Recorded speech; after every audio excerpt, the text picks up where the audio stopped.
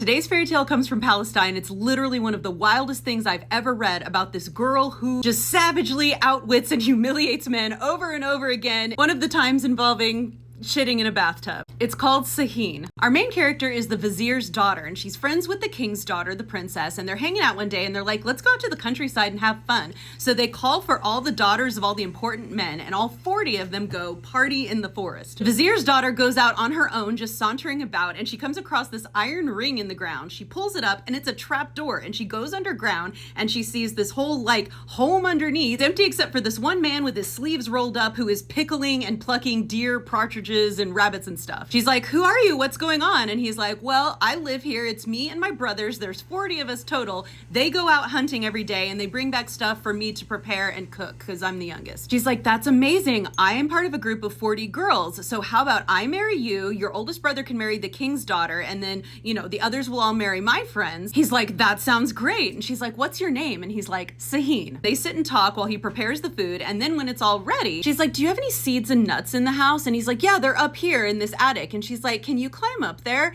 And once he climbs up there, she takes the ladder, steals all of his food, takes it back to her friends and says, hey, here's dinner, guys. Sahin's brothers get home. They don't know where he is or why there's no food. They finally find him and he's like, I was up here and the ladder slipped, so I got stuck, because he doesn't want to admit he got tricked by this girl. They're like, where's the food? He's like, I think the cats must have eaten it. And they're like, well, don't let that happen again tomorrow. Well, the next day the girl comes back and he's like, hey, you're the one who took my food and left me stranded. And she goes, what you say is true, and yet I'm likely to do even more than that to the one I love. And then he melts and he says, as for me, your deeds are sweeter than honey. So she wins him over again. They talk while he prepares the food, and then she's like, hey, do you have a bathroom? And he's like, yeah, it's over here. And she's like, oh, I've never seen a bathroom like this. How do you use it? And he goes in there to show her, and she shuts the door and locks him in, takes all his food. The brothers come home again, he lies again, and they're like, you gotta stop letting the cats eat the food. The third time when the girl goes back, after he makes the food, she gets him drunk and he passes out, and that's how she steals the food. But that's not all she does. She boiled sugar and used it to remove his body hair, puts a woman's dress on him, wraps a scarf around his head, and puts him to sleep in bed.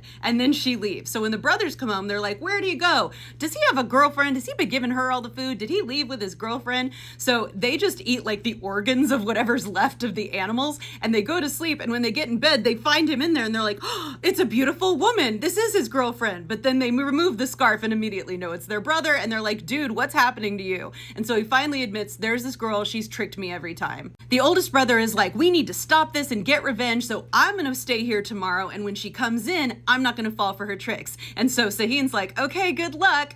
And when she comes in the next day, he does fall for her trick. She's like, we could all marry you guys. And he's like, oh, that does sound good. The girl's like, I'll arrange our marriages, just give me the bride wealth for 40 girls and we'll come back and marry you. And so he gives her the money and she leaves. And Sahin comes out and he's like, you were mad at me for letting her take our food? You just let her take all our money. Eldest brother is like, no, she's gonna do what she promised. She said to reserve this bathhouse and we can go stand there and watch all 40 of the girls go in, and after they all go bathe, they'll come out and they'll marry us. And Sahin's like, okay. So the next day the girls show up at the bathhouse, they count all 40 of them going in, and then they go in and just enjoy themselves taking baths. And the main girl turns to her friends and says, each of you is to shit in the tub she has bathed in. Let's all line the tubs up in a row. So they all do that to all 40 tubs. Sneak out a side door, and when the brothers are like, man, they've been in there a long time, they go in and find the 40 poop-filled tubs. They're super mad. They're like, what are we gonna do? And Sahin's like, I got a plan. So he disguises himself as an old lady. We're not told exactly what his plan is, but he heads to where all the girls are in this one room dressed as the old lady, but the vizier's daughter immediately recognizes him and she's like, girls, I got a plan. So Sahin comes in and he's like, hello girls, I'm your auntie, remember me? And our main girl is like, oh auntie, we're so glad you're here.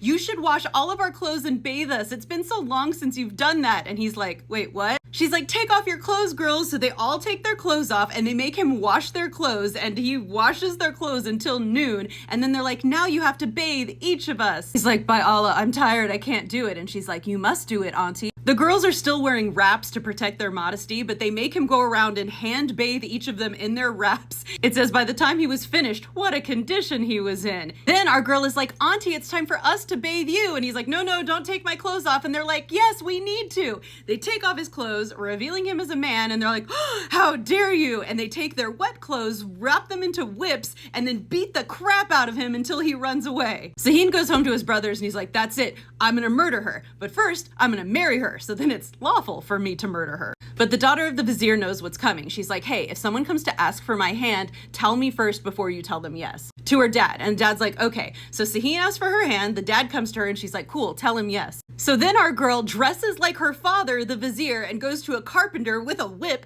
and says, you need to make me a box that fits exactly me. And the carpenter's like, okay, I will. And it's like, yeah, you better, I'm gonna cut your head off, and like just whips him for fun. Then she goes to the halva maker, and halva is like a thick confectionery thing made from like flour. It's a paste and basically ends up kind of having the consistency of fudge. So like a fudge maker. As her father, she's like, make me a doll exactly the size and shape of my daughter, or you'll get your head cut off, and then just beats him because she likes it. So when it's time for her to go marry the man, she takes this box with the doll that looks like her made of fudge in it. They get married. She goes into the bridal chamber with the box, gets all the women out of the room, and then takes out the doll. She dresses the doll in her clothes and then goes and hides like behind a curtain. When Sahin comes in, he pulls out his sword and he lists everything she has done to him and his brothers. And he's like, for this, I'm gonna kill you. And he goes to chop her head off, and some of the halva flies into his mouth.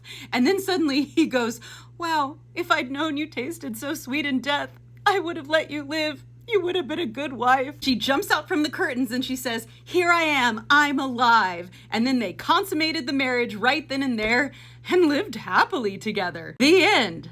I mean, I don't think she's scared of him trying to kill her again. So I guess it will be a happy life. As always, check out my book, Dust Spells, a reimagining of the 12 Dancing Princesses, and my podcast, link is in the bio.